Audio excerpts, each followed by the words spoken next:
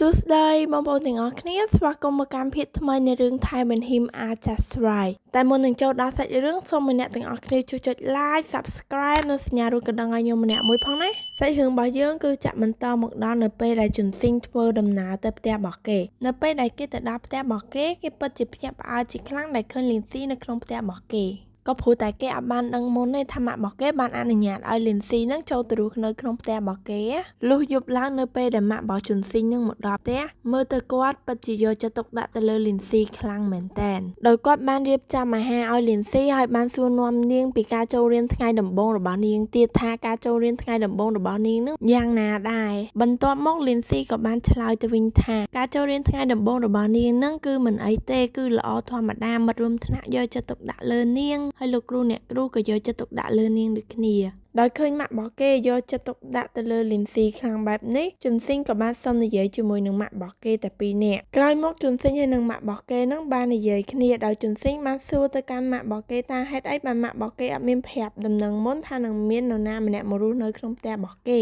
ពេលហ្នឹងម៉ាក់របស់ជុនស៊ីងក៏តបទៅវិញថាតើខ្ញុំគួរប្រាប់ឯងដែរមែនដោយសារតែនេះគឺជាផ្ទះរបស់ខ្ញុំនឹងបន្ទាប់មកគាត់ក៏ប្រាប់ឲ្យជុនស៊ីងថាឲ្យជុនស៊ីងនឹងនិយាយបន្ថយសំឡេងបន្តិចទៅក៏ព្រោះតែគាត់ខ្លាចលីនស៊ីដើរមកលឺប៉ុន្តែទាំងដែលពេលហ្នឹងលីនស៊ីគឺបានលឺម៉ាក់កូនគេប្រកែកគ្នាបាត់ហើយហ្នឹង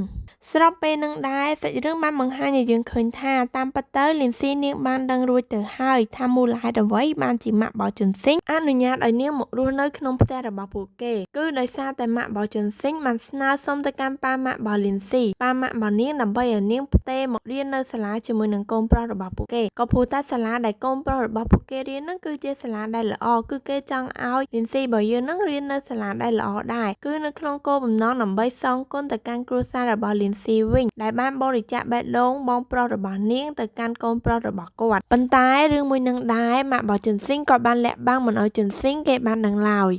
តាមពិតទៅនេះក៏ជាមូលហេតុដែលធ្វើឲ្យលីនស៊ីព្យាយាមចង់ធ្វើជាមិត្តជាមួយនឹងជុនស៊ីងក៏ព្រោះតែនៅក្នុងខ្លួនរបស់គេនឹងមានបេះដូងបងប្រុសរបស់នាងហើយក៏ជាបងប្រុសតែម្នាក់គត់ដែលនាងស្រឡាញ់ខ្លាំងបំផុតនេះហើយគឺជាមូលហេតុដែលធ្វើឲ្យតួស្រីរបស់យើងខំប្រឹងចូលទៅចិត្តតួប្រុសរបស់យើងក៏ព្រោះតែនាងគិតថាទោះបីជាបងប្រុសរបស់នាងមិននៅជាមួយនាងប៉ុន្តែបេះដូងបងប្រុសរបស់នាងក៏នៅជាមួយនឹងនាងដែរបន្ទាប់មកលីនស៊ីក៏បានចូលទៅក្នុងបន្ទប់គេងរបស់នាងដែលជាបន្ទប់របស់ម៉ាក់ជុនស៊ីងរៀបចំឲ្យនាងមើលទៅបន្ទប់ហ្នឹងគឺពិតជាស្រស់ស្អាតខ្លាំងមែនតើដែលជាហេតុធ្វើឲ្យតួស្រីរបស់យើងពេញចិត្តខ្លាំងមែនតើហើយក៏ទៅអង្គុយសាកនៅលើគ្រែមួយហ្នឹងពេលដែលនាងកំពុងអង្គុយនឹងដែរម៉ាក់របស់ជុនស៊ីងក៏បានចូលមកសួរនាំនាងថាពេញចិត្តអត់បន្ទប់គេងមួយហ្នឹងលីនស៊ីក៏បានតបទៅវិញថានាងពិតជាចូលចិត្តបន្ទប់គេងមួយហ្នឹងណាស់មើលទៅស្រស់ស្អាតប្លែកបន្ទាប់មកម៉ាក់របស់ជុនស៊ីងក៏បាននិយាយទៅកាន់លីនស៊ីថាកុំឲ្យប្រកាន់ជាមួយនឹងកូនប្រុសរបស់គាត់តាមពិតទៅជុនស៊ីងគឺមានចរិតស្លូតបូ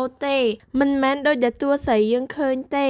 បន្ទាប់មកគាត់ក៏បាននិយាយលេងជាមួយនឹងតួស្រីយើងនិយាយគ្នាពីនេះពីនោះអីចឹងទៅមួយសន្ទុះក្រោយមកការនិយាយគ្នារវាងលីនស៊ីនិងម៉ាក់របស់ជុនស៊ីងហ្នឹងក៏ត្រូវបានបញ្ចប់ហើយម៉ាក់ជុនស៊ីងក៏ដើរចេញពីបន្ទប់ទៅក្រោយមកនៅពេលដែលម៉ាក់ជុនស៊ីងដើរចេញពីបន្ទប់របស់នាងក៏បានទាញកាបូបហើយនៅក្នុងកាបូបហ្នឹងគឺមានតុក្កតាមួយដែលតុក្កតាហ្នឹងជាប្រភេទតុក្កតាកាជ្រូងដែលតុក្កតាមួយហ្នឹងដែរជាកាដូចុងក្រោយដែលបងប្រុសរបស់នាងបានទិញឲ្យនាងមុននឹងគាត់ជួបគ្រោះថ្នាក់ចរាចរណ៍ពេលនោះហើយនាងក៏បានណែនាំបន្ទប់របស់នាងទៅកាន់តុក្កតាមួយហ្នឹងនិយាយទៅទូស្រីយើងប៉ិនសាហាវធ្វើដូចតុក្កតាហ្នឹងចេះស្ដាប់ចឹងបន្ទាប់មកលីនស៊ីរបស់យើងក៏យកតុក្កតាហ្នឹងទុកនៅលើតុសាហ្នឹងហើយលីនស៊ីបានទាញសៀវភៅណូតរបស់នាងយកមកកត់សរសេរណូតទុកពីរឿងរ៉ាវដែលនាងបានជួបប្រទះថ្ងៃហ្នឹងថាជួបប្រទះអ្វីខ្លះនិយាយណូតធ្វើដូចណូតនិយាយប្រាប់ទៅបងប្រុសរបស់នាងអញ្ចឹងនៅពេលដែលនាងកំពុងកត់ត្រានឹងដែរនាងបានកត់បណ្ដើរសម្លឹងទៅមើលតុក្កតាបណ្ដើរ